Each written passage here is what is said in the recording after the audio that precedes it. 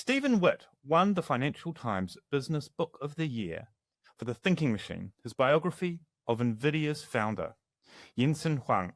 He writes for The New Yorker, New York Times, The Wall Street Journal, and GQ, examining the forces reshaping technology and the global economy. With rare access to Silicon Valley's leaders, innovators, and investors, Stephen reveals how breakthrough technologies can ignite waves of capital investment, create and destroy fortunes, and dismantle old industries and transform society. Stephen, it is a pleasure to have you here. I've been really excited about this call and learning about you and your research that you've been doing into NVIDIA. And obviously from there, we're going to build off that topic and explore what's going on with the AI revolution from a societal perspective, from an investment perspective. And I guess as you're very close to the action, how you were feeling about it. So, well, first let me say that was a wonderful intro. Thank you. Did you write it or did an AI I write did it? indeed write it. You can have it. Well, fantastic. Well done. Well, AI wrote it. No, I wrote that one. Okay. Look, maybe we kick off with how it is that you decided to write the book, The Thinking Machine, and then how it is that why is it so important for, I guess, in today's zeitgeist? How is it that it became such a prominent book and so many became interested in it? Well, let me answer the first question, which is, why did I write this book? It's the same reason I basically do everything, which is the fear of the consequences of what would happen if I didn't do it. In this case, I started using ChatGPT in late November 2022, right after it launched. I mean, the first day, and was terrified. I immediately said to myself, wow, this thing's extraordinary. It is such a good writer. I have 6 months to remain employed, and then my job will go obsolete. So given that I'm going down with this ship anyways, I might as well write about the thing that took me down. And really, I thought this was genuinely what I thought, that my career was coming to an end, that I'd have to find something else to do. So what made that happen? OpenAI was kind of the obvious story, but that was very crowded. So I pivoted to NVIDIA, which at that time was, still a very important company, but hadn't quite achieved the level of fame and notoriety even that they have now. So I got very fortunate in this respect.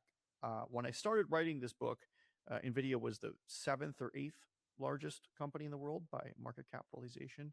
In the course of writing it, it became the most valuable company in the world. And by the time I published it, by most measures, seems to be, in fact, or have been the most valuable company in human history. So that helped a lot. I got very lucky in that regard. I didn't know that was going to happen. I mean, I could tell that Jensen Huang, the CEO, is an extraordinary individual. And I could tell that this company had made extraordinary technical breakthroughs, which were difficult to understand. Even, I mean, a large part of the book is simply trying to explain that in layman's terms.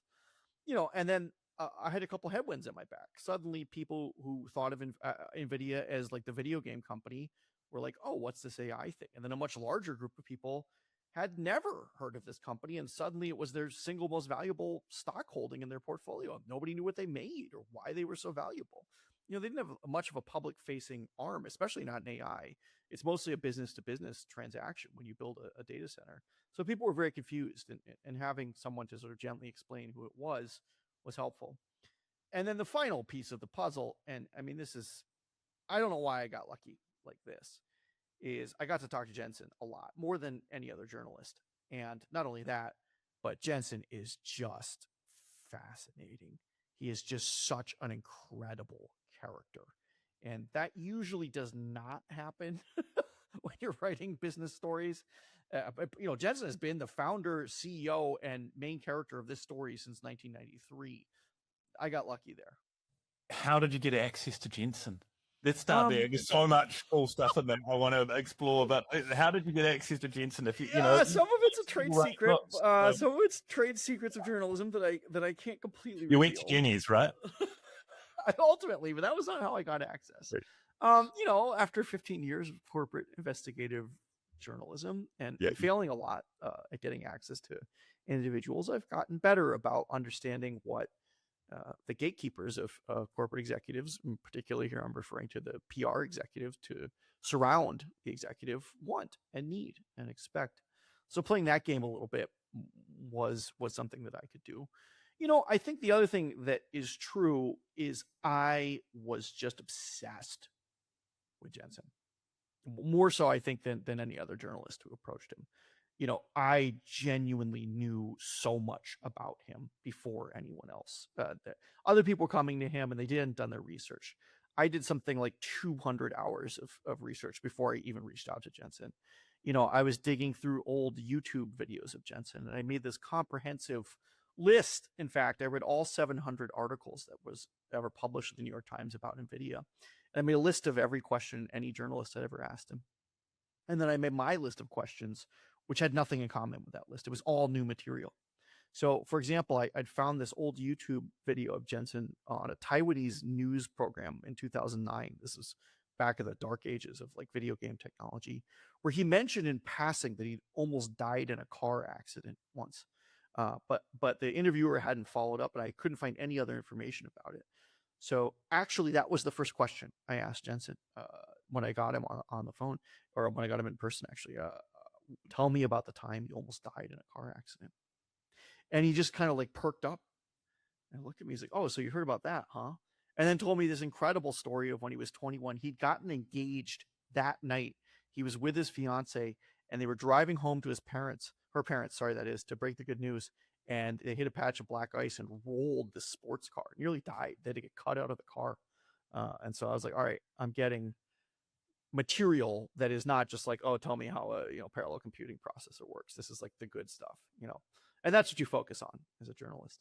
So Jensen is a complex character, and I think this emerges in the book. He's not the person that you would present or see if you're just watching YouTube videos of Jensen, if you're just watching him speak at GTC or even in interviews on TV.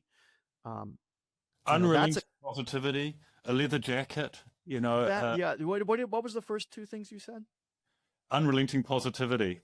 Okay, so this is a character, yeah, that Jensen has created because he actually hates doing media, and he hates doing public appearances. And I know this because I stood next to him once when he was giving a meaningless public appearance, and he was so nervous. Like he was rocking back and forth on his feet. He looked like a kid who had to go out and perform in the school play and just did not want to be there. And then he went out and killed it. I mean, he just did an incredible job. He's so good with media, but he actually hates it. Have you ever seen the movie Whiplash? I haven't. No. Okay. But now I will. In that movie, there's an abusive music instructor who presents this very friendly kind of face to people, but in private hurls abuse at his students and throws things at them. That's the real Jensen. He is very hard to work for. He is extremely mean at times to his employees. He's extraordinarily demanding. He'll sometimes say in a joking way in public interviews, I'm going to torture my employees into greatness. But it's not a joke. It's really what he does. So there's the real Jensen, which is a very different kind of person than the one that you see in public appearances or the one that he normally presents to journalists. So in that sense, are there parallels with Steve Jobs? Absolutely. I think Jensen screams more than Jobs did, actually. Jensen is a yeller. He will yell for an hour and a half at somebody. The difference is that Jensen is weirdly very kind of abusive, but also like very loving as well. So it's sort of a cult leader thing where you're very desperate to gain the approval of the boss and very afraid of gaining the disfavor of the boss. There's wonderful stories about Jensen that all of his employees tell about him, bailing them out in difficult situations, about him pushing them, encouraging them to go places they wouldn't want to go. And then those same people will tell you a story about the time they saw him throw a water bottle at somebody's head, or the time that he screamed at them and made cutting, withering insults about their performance and their capabilities. So he has both of those things inside of him. He's a very complex person. Jekyll and Hyde. Yes, very much so. How is it that he developed? Was he always like that, or is that something that's occurred and has been necessary to build what he's been built and he's evolved into it? I think he has, in fact, evolved into it. Now, it's hard to say. I must say I don't know for sure, but I did talk to one of his closest and oldest friends who was friends with him really in his early 20s when they worked together. And he told me that the yelling part of it didn't really start to happen until Jensen became the CEO. NVIDIA's early history was they struggled a lot. They nearly went bankrupt twice, if not more. And there was a time at which Jensen had to lay off about 70% of the company. Their first product was a dud. It was returned to stores.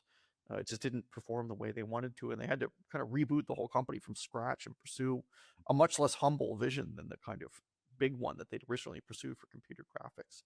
And I think somewhere in there, Jensen realized to motivate his employees, he had to act as if the company was constantly teetering on the verge of bankruptcy.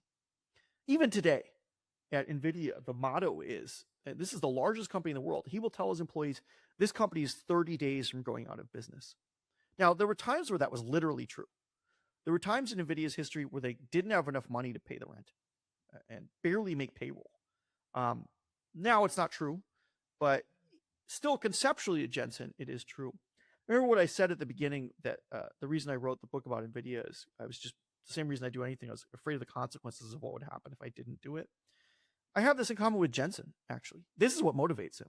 He's totally driven by neurosis and fear, right? He's not like an optimist in any way. He's constantly thinking of various catastrophic outcomes for NVIDIA and how he might avoid those from occurring. It's really different in that way, I think, than Jobs. I've never met anyone quite so tightly wound. I think it's hard to be Jensen. I wouldn't trade places with him. Do you do employees love working for him, or is it because of the greatness that he pushes them to? Well, there's that, and if you stand around Jensen, you get to add 3 zeros to your net worth. Well, there's that too. Yeah, for now, if you put up with it, you made money. I mean, but the thing is, actually, there was a long period of time where NVIDIA's stock price was in the toilet. I mean, it was one of the dogs of the S&P 500. If you bought the stock in 2001 on the day it entered the S&P 500, as many index funds and mutual funds were more or less required to do, you did not see a positive return on your investment until about 2012, 2013. So there was 11 years of just darkness, pain. People thought he was eccentric and weird, pursuing these weird visions for supercomputing with a graphics processor. What are you doing? Didn't he go cap in hand to Nintendo at one point? And was that was Sega. To Sega. That was before they went public. I mean, that was very early. What was happening was you had your classic 90s, early 90s, late 80s side scroller video games, like Mario World or whatever. Mario Land, I guess it was. And then we went to Super Mario World or Galaxy, and Mario became a 3D character, explore a 3D world. And to make that happen, you need a graphics controller to kind of create the images for you. And that's what Jensen was making, except he was making it for the PC. And so all these classic PC games like Quake and stuff were doing this. And just technically, I'll be fast about this part because I know it's boring. But to do that, basically you have to render the perspective. You have to render a 3-dimensional perspective on a 2-dimensional screen, right? And the mathematics you do that is something called a matrix multiplication. And you have to make that frame render something like 30 to 60 frames per second. The more frames you can get, the smoother it looks. So they built basically a machine that did tons and tons and tons of matrix multiplications. And then by complete coincidence, that turned out to be exactly the thing that they needed for AI. Amazing. And so now, I say by complete coincidence, not completely. It's a little more complicated than that, but they got lucky. Let me tell you that much. But NVIDIA today is an incredible business. And growth rate is, I mean, obviously it's the biggest in the world, so it's now sort of silly saying it, but it is an incredible business with incredible growth profile historically and an incredible growth profile forecast. How do you think it as a business will evolve? Right. So there's kind of what is their mainstream business right now, which is, graphics is like less than 10% of what they do now. Now what they sell is selling, microchips to data centers. I mean, that's where this boom is happening, this massive, basically new industrial revolution. And, they had some competition for a little while, but basically they're the only game in town. I think it's like above 80% market share, if not 90% doing this. And they release chips on an extremely fast cadence, like every 6 to 12 months. So there's this NVIDIA upgrade ladder that everyone's more or less committed to in perpetuity. And the hyperscalers pay it because what do they care? Honestly, that's not what they're worried about. Like OpenAI is not worried about saving money on microchip costs, right? That's not what they're thinking about right now. They're worried that they're going to lose to Anthropic, and switching off NVIDIA's stack would mean refactoring all this code, and you would be standing still for 6 months, and they just cannot afford to do that. They just cannot afford to do it. They can't stand still for 1 second, much less try and save money on not giving it to NVIDIA by refactoring a bunch of like low-level computer code. They're not going to solve the Riemann Zeta hypothesis doing that, right? Which is where they're at, right? So they're racing towards artificial superintelligence. It makes no sense for them to attempt to save, like some money on microchips. Like, who cares? They have the money they need if they need it. They can turn on the faucet anytime they want. So that puts Jensen in a very privileged position. He's also a very diligent and excellent partner. I mean, he embeds his guys with all these guys to make sure that they always get what they need. This has always been what Jensen was excellent at. Going back to his 20s, even before he founded NVIDIA, he really went to the most demanding customers on the planet and said, what would you do if I gave you 1 million times more computing power? And then built systems for them. And so for a long time, that was actually the 3D graphics guys. Those are the most demanding customers on the planet. Now it's AI. What the future will be, it's probably more AI at this point. I don't think anything else is on the horizon. So that's the core business. And then there's all these kind of businesses around that. Jensen has, 500 initiatives or something. It's not that many, but it might be 100. And all of those are like, let 1,000 flowers bloom kind of philosophy. The big one that's succeeding right now, I would say, is robotics. Jensen has been investing in robotics for over 10 years. In fact, when I asked him in 2023, like, what's your next CUDA? Like, what's your next big platform play that might lose money for years, but will ultimately add $5 trillion to your market cap? He immediately answered by referencing robotics. So way back then even, and have been investing in it forever. I just wrote a piece about humanoid robots for the New Yorker, and I got to see 10 or 11 different models of robot from different manufacturers, all kind of different form factors, all kind of different abilities, capabilities, design. Every single robot, without exception, had an NVIDIA microchip as its brain. So it's another dominant platform that he has, right? And what's happening here is, all right, we have these what are called training chips that this is what we sell to the data centers, but the robot has to think quickly, right? It has to respond in real time. It doesn't have time to go communicate with the data center and come back with an answer. And so they build what's called an edge chip, edge inference chip that goes right in the brain and does most of the AI processing right there. Now I'm pointing at my head. Most of them actually have it in their chest, but some of them do actually put it in the head, the robot. And these chips are really powerful. Okay. Like, your brain will consume about 20% of the energy that your body produces. An NVIDIA chip will drain up to 60% of the robot's battery. So it looks like it's mostly moving around, motors and stuff. That's not what's drawing the battery down. It's this really powerful brain. And as far as I can tell, they have a virtual platform monopoly on this already. Could be worth trillions of dollars. And Jensen has 40 other things like that.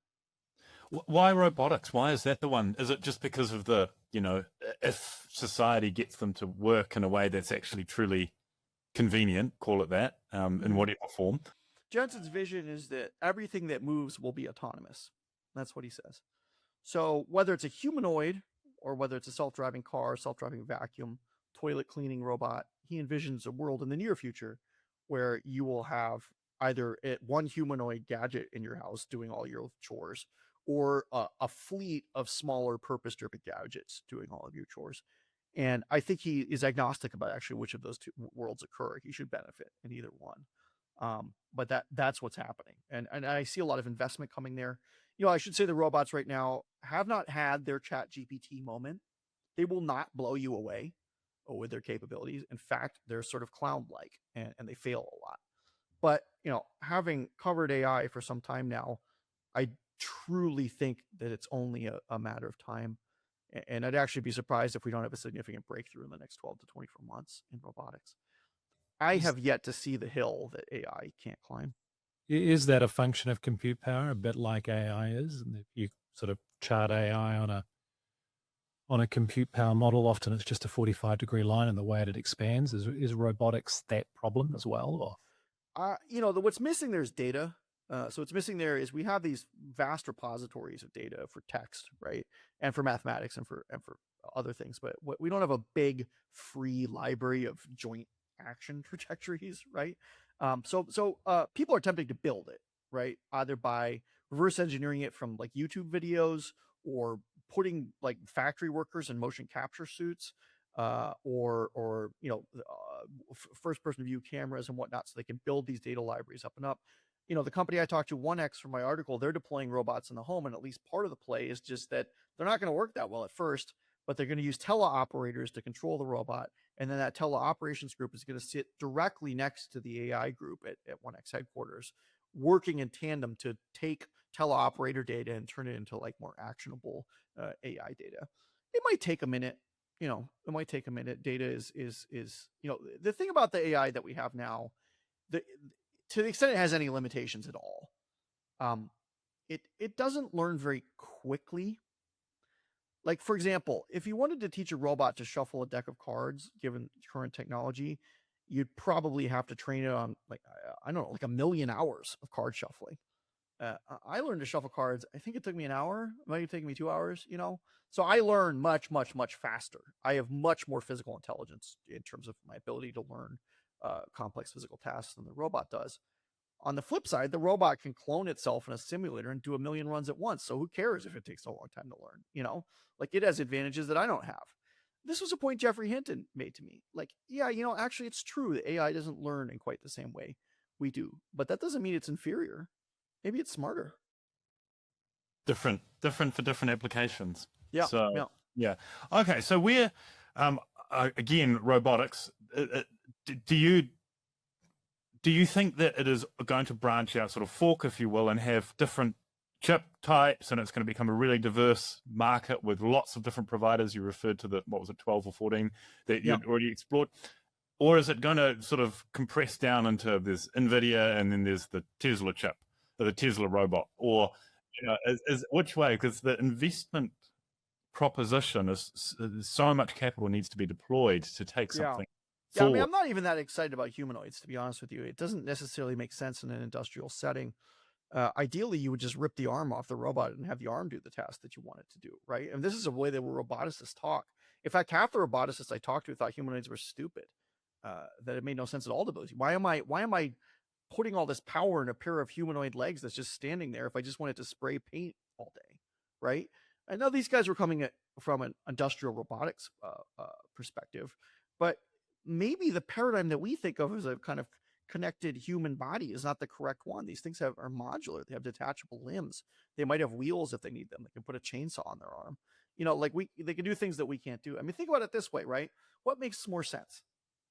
Building a robot chauffeur to drive you around in a car, or just embedding in the car the ability to drive itself, right? The second one makes more sense. And so a lot of the time, it's going to be, I think it's often going to be the case that we are going to have purpose-driven little robots that are really specialized towards specific tasks. The market will determine this ultimately, and I don't have answers for you. I cannot tell you which will win it. I cannot predict it. But does it make more sense to have one humanoid acting as sort of a live-in maid in kind of a Jetson style thing? Or is it better to have a little dedicated kind of like brick style bot that lives in the bathroom and just cleans up after every use?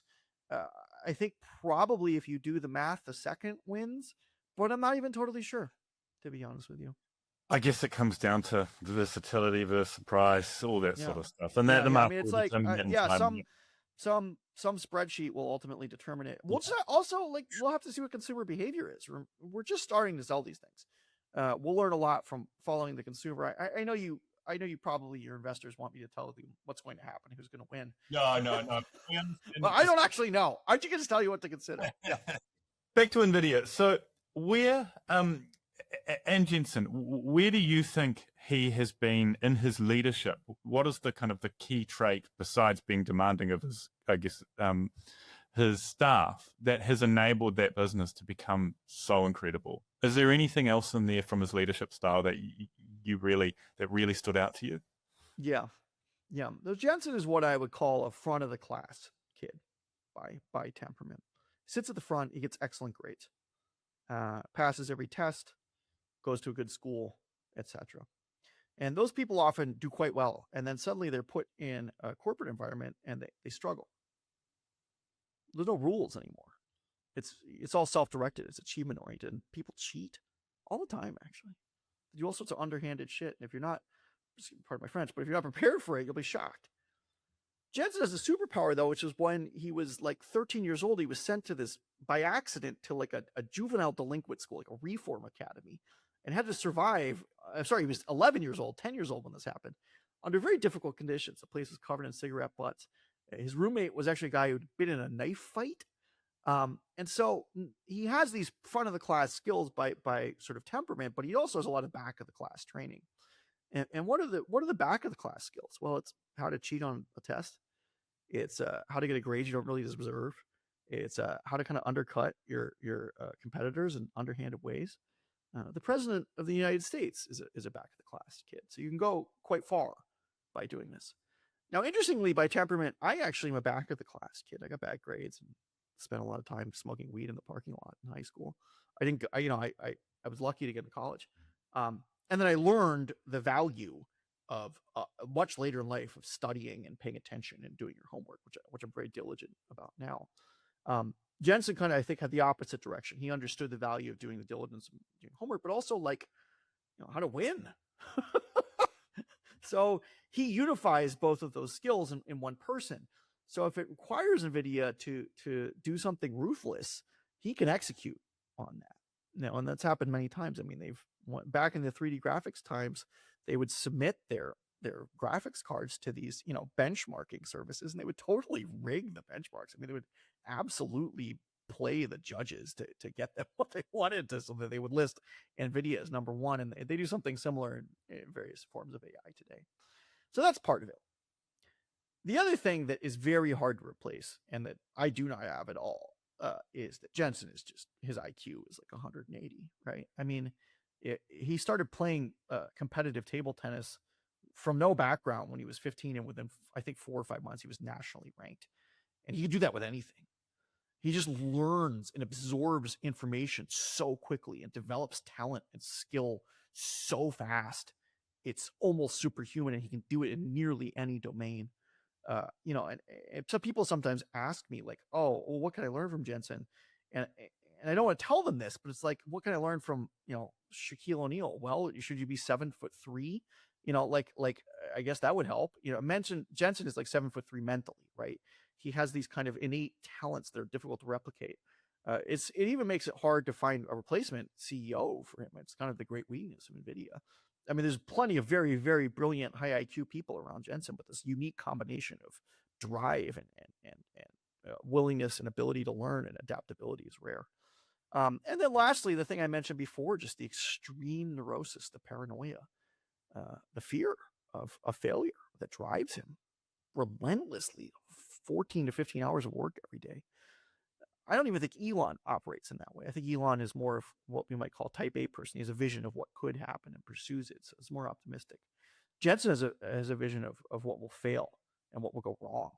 And that's what he spends all his time avoiding. Do you have a feeling of what worries him most at the moment then? Boy. He didn't disclose it to me, but I can guess. Obviously, there's competition. There's competition from AMD. They're not doing so hot. There's competition from startups like Cerebras. Google has its own TPUs. But the big fear, I can tell, is China. Jensen is terrified that China will develop a competing hardware stack to what he builds. And this is why he so relentlessly pushes to have his chips sold to China. He wants to be there selling them to them so that they don't, an indigenous industry is it's difficult to make one. Now, China also knows that he's trying to do this, and actually the CCP tries to discourage their internal AI research groups from using NVIDIA hardware. But that slows them down. They don't want to be part of like whatever is going on at Huawei. Like, it's not good enough. So what ends up happening is both sides functionally kind of cheat, right? Jensen actually has the authority from Trump to sell these chips to China, but he doesn't sell too many there. They mostly end up in places like Malaysia, right? Like Malaysia was Jensen's, I think, second largest foreign territory after the U.S. Malaysia is a great country, but it does not have a cutting edge AI development community on its own. All of that is people from China coming over and leasing data servers or just doing it remotely, right? So I think that's the biggest fear. The biggest fear is China. And suppose China does build up its capabilities, it's purely an economic one that it'll cut NVIDIA's ability to compete. Yeah, the advantage of NVIDIA, and indeed the competitive advantage of the United States, is, or at least has been, and this is maybe starting to go away. We're not smarter in aggregate than China. They have more people, and they work harder too. So we have an open society kind of, but the real advantage is that you can get the very smartest people from all over the world to come together in a room and essentially bribe them with stock options to become a functioning working unit together. China can't really do that.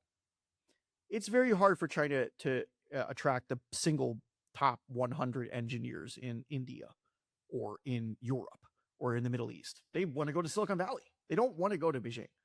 And so this is the advantage, right? You go to NVIDIA, especially now, my guess is like maybe 25% of the people in NVIDIA were born in the United States, or at least, and very few of them are, heritage white Americans like me. I mean, maybe like 10% of them, right? It's really this international kind of conglomerate of talent from all over the world working in concert as a unit to pursue very ambitious engineering goals. That's the thing that's hard for China to replicate.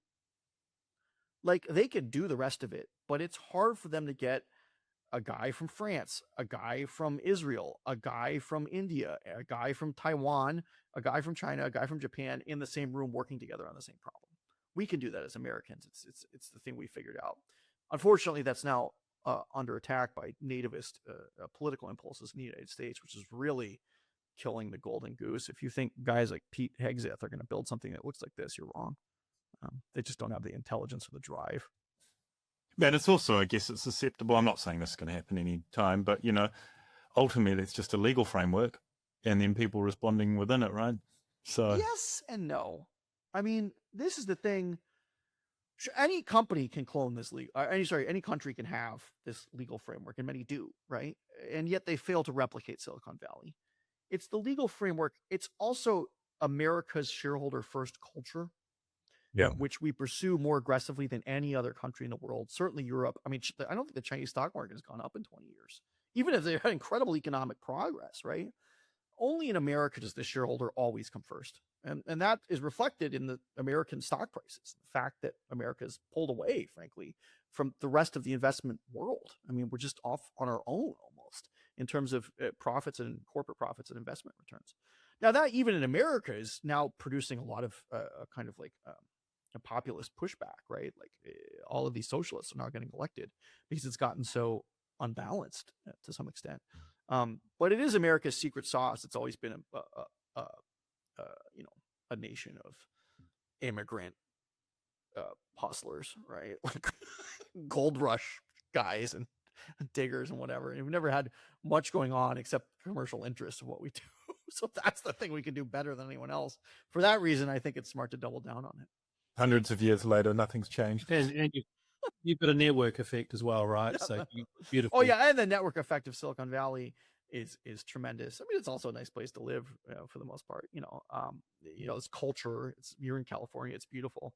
But I think the thing that really draws people is like we don't really, or at least historically this was true. It's changing a little, but you don't really give a crap if you're from Hyderabad or Tel Aviv or even like Tehran. If you have the engineering chops, please come work at our company. We'll give you a bunch of money.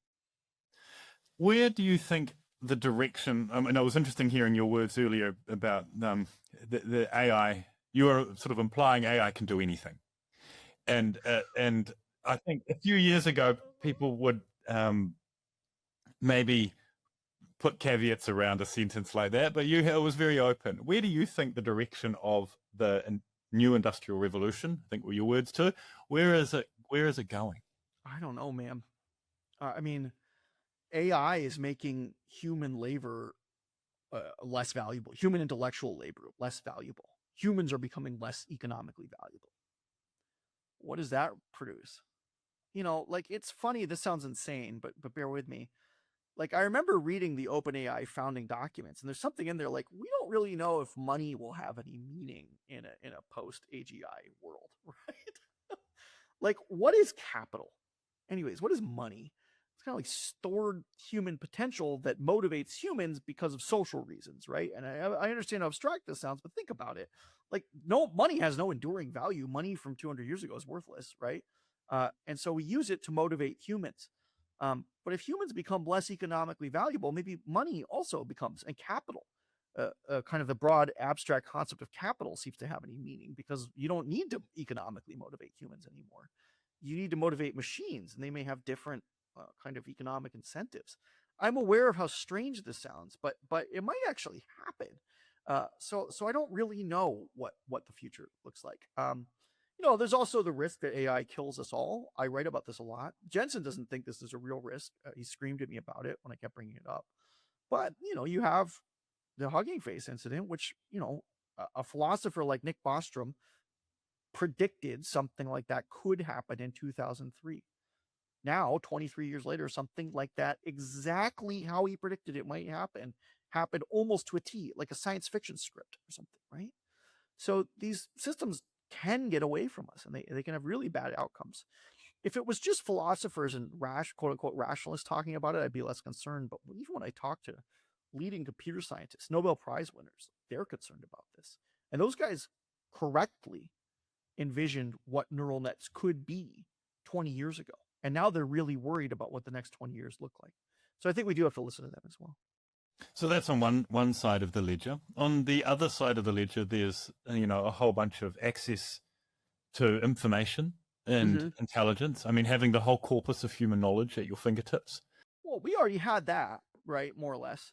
What makes it so special is the ability to recombine it, the ability to draw insight and mine insight from it, and the ability to outsource burdensome cognitive stuff or just frankly punch above your weight with the information available to you. I think everyone who is listening to this will be familiar with the experience of just being overwhelmed by a Wikipedia page or a page of Google search results. Like your brain just shuts down a little. Certainly it happens to me all the time. And the thing that I really noticed with AI over the past 6 to 12 months is I've started not to be so overwhelmed by these things. The one thing I love about ChatGPT or Claude is just, hey, dumb it down for me. Explain it to me like I'm 10. And you learn so much that way. It teaches you to be intellectually honest about where you are and your own capabilities. I mean, this is the upside of AI. I think a lot about these doomsday scenarios. I really do. And part of it is maybe just emotional. Having said that, I talk to experts all the time who are very afraid of them. The counterpoint, and to Jensen's point, and what I can say for sure is that my experiences using AI personally, and I use it all of the time, are almost uniformly positive. It helped me fix my air conditioner. I'm not a handy technical guy. I don't have an HVAC background. And in 10 minutes, what I would have previously had to go get a handyman, wait around. It's 98 degrees in California. I did by myself in 10 minutes just by taking pictures and prompting it. And along the way, it actually made me a little smarter. Now I understand the difference between the blower part of the unit and the compressor. I mean, maybe I won't carry that knowledge forever, but it's there, right? And this happens every day to me now. I had a similar learning experience with my washing machine last week. So, that's a leap forward for humanity, our ability to now. Right. But also think about what it did, right? Think about what it did. Yeah. A handyman didn't just get to make $300, right? Yeah. So there's also a job loss element to that. As I get more capable, or as the AI gets more capable, I'm going to call specialists less and less. And that's a kind of invisible cost, right? Yeah, well, it's sort of doing what I suppose that middleman situation that an Alibaba or a Temu has done to general products, right? As you go direct to source. And in this case, right, you again are doing that intellectually. The history of economics, the field of economics, working kind of from first principles would say this can only be good, right? Well, it's good that all of this happens. It's higher productivity, and certainly very large numbers of jobs were eliminated during the Industrial Revolution, and they were replaced by better jobs, and people became more prosperous, Now we live in a much more prosperous and healthy society, and all of it's true. Was that something that just happened once in the 18th and 19th centuries? Will we repeat that? Or is the frame of economics the wrong approach to this problem? Are these productive, useful machines and tools, or are they our biological rivals? Because if they're the second, and there's a case to be made that they are, I think economics is the wrong frame for approaching the problem. It's ultimately is this time. Is it different this time, actually? Yeah, it is. It really is. And this is the thing. I have seen so many people fall into this trap. Of saying, well, it's just like NFTs or the metaverse or some crap like that. No one's going to be talking about it in fun. No, you have not seen anything like this. No one alive has seen anything like this in their lifetime. It really is different sometimes. When those guys at Los Alamos detonated the Trinity bomb, that was different. That was really different. When Columbus showed up in North America in 1492, that was really different for the people who lived in North America and South America at that time. Things really changed a lot. That's part of human history. That can happen. If you fall into essentially a mental trap of thinking, nothing ever changes, you are wrong. You need to read more history books. Really different stuff does happen, and it can be very disruptive. And I think the signs are there that we're living through something that really is different.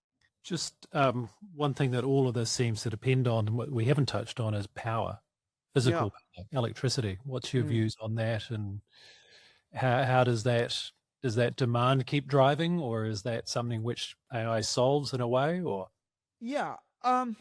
what's happening in the short term is that we're just using, at least in the United States, we're just plopping data centers on top of fossil fuels deposits.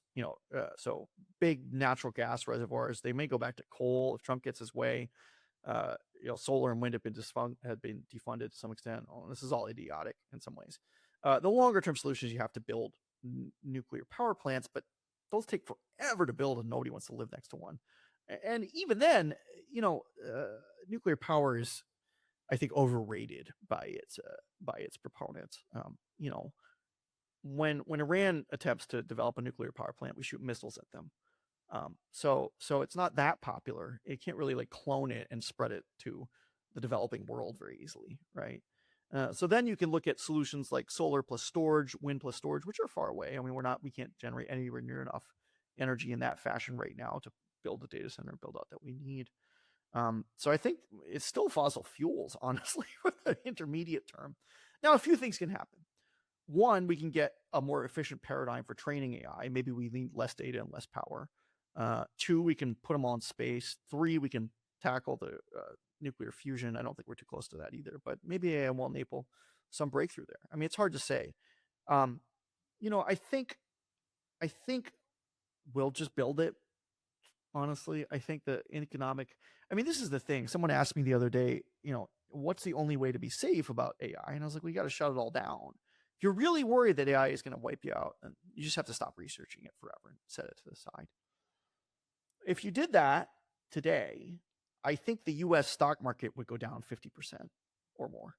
And I think employment would spike well into the double digits. It would be bad. It would be pain. This stuff is debt funded now too. So it would cause cascading defaults throughout society. You almost can't slow it down the way it's rigged financially. It would be like pulling the bottom lever out of a house of cards or something. And not that I think AI is a house of cards, but it's that fragile. I don't even think you'd afford to slow down at all.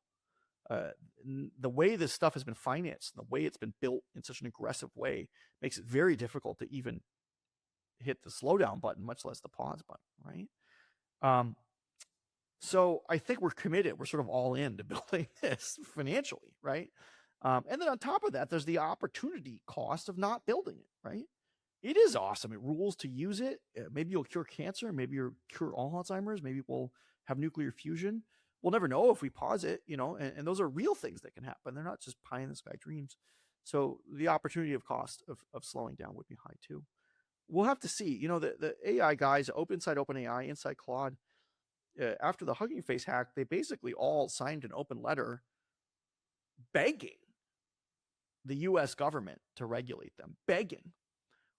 One guy I talked to said, look, you have to file more paperwork to open a hot dog stand than you do to deploy an artificial superintelligence. And it's true. There's just zero regulation at all. Is that a way of building a moat for themselves, though? That they are the incumbents, and if they create regulation, it encourages the incumbents over startups. I've heard this. I don't believe it. I think they're genuinely so freaked out. But just having talked to them, I don't think they're faking it. I don't think it's some kind of PR stunt. I think look, I talked to the Hugging Face guys. Those are the guys who got hacked. Okay. So, and they were like, you cannot believe how terrifying this was. Like, it felt like we were getting attacked by a UFO. We'd never seen anything like it. We didn't know what it was. And these are the guys who are getting hacked, right? So this doesn't look like when a human goes into your system and steals your password. It looks profoundly and fundamentally different. And I talked to Joshua Bengio about it, and he was like, just, they hacked like a AI like community hub. Imagine they hacked into the air traffic control system, or they could shut, using these exact same tactics, you could shut down the economy of a country for days. Just terrible cybersecurity events. It could really happen, right? I mean, so that's not even like some science fiction scenario. That could happen tomorrow, right? If you deployed a powerful cutting edge AI to go shut down or do a large scale cyber attack on a foreign country, you could grind their economy to a halt tomorrow. That's a real risk. Yeah, I mean, the military piece is, I suspect it's not just the US who are exploring it, right? It will be, every country will be considering, well, we are, little old New Zealand, thinking about what does it mean for us in cybersecurity. Well, you guys are part of the Five Eyes. I'm sure that we are indeed in their crosshairs. With NVIDIA, where do you think are they going to keep kind of growing it in your mind, or are they going to their current business, or are they going to keep adding new business lines? You referred to 100, but I mean, Jensen will always be, so Jensen's operating philosophy is to look for what he calls the $0 billion market. And this is a market that not only has no competitors, but has no customers. And so he will wander out into like a barren commercial brownfield and like open a store with nobody going to it, and open it for years in the expectation that someday somebody will find this stuff useful. That's what he did with robots. He was building a physical simulator for robotics AI training 5 years before ChatGPT, which nobody wanted, asked for, or used for the first 3 or 4 years.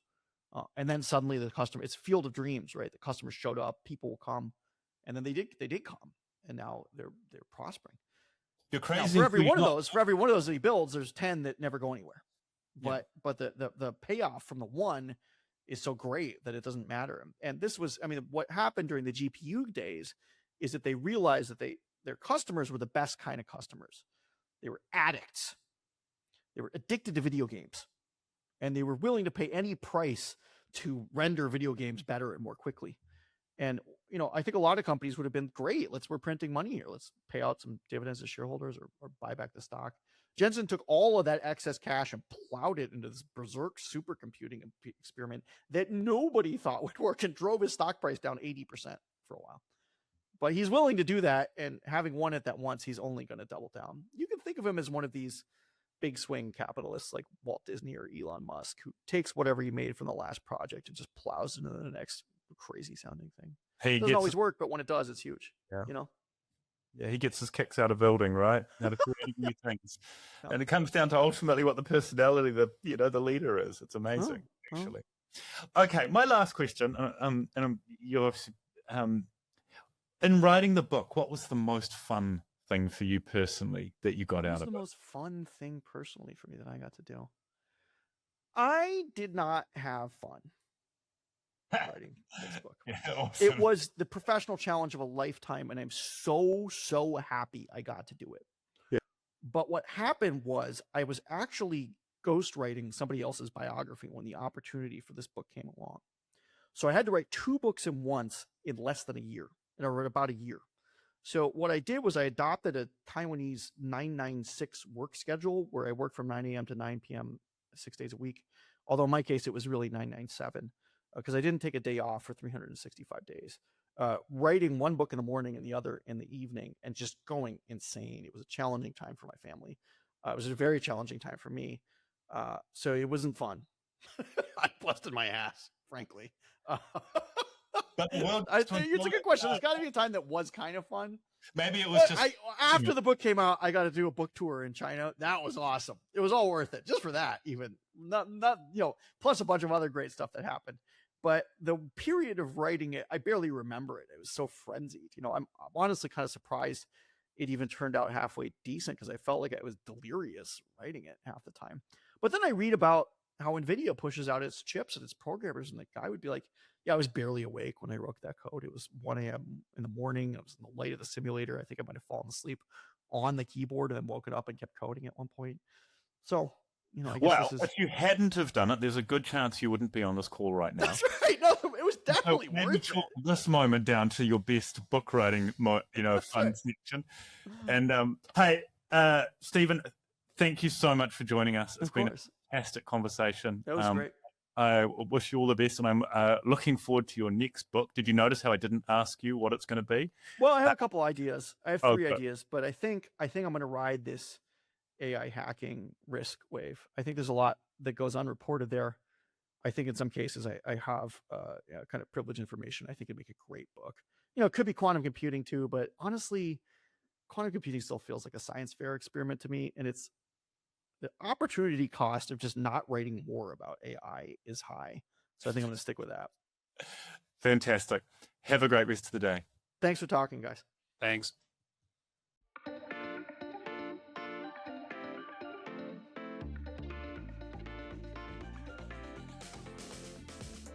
New Zealand Funds Management Limited is the issuer of the NZ Funds Active Income Series, NZ Funds Active Inflation Series and NZ Funds Active Growth Series, together the NZ Funds Active Series, as well as the NZ Funds KiwiSaver Scheme, the NZ Funds Managed Superannuation Service, NZ Funds Wealth Builder and NZ Funds Income Generator.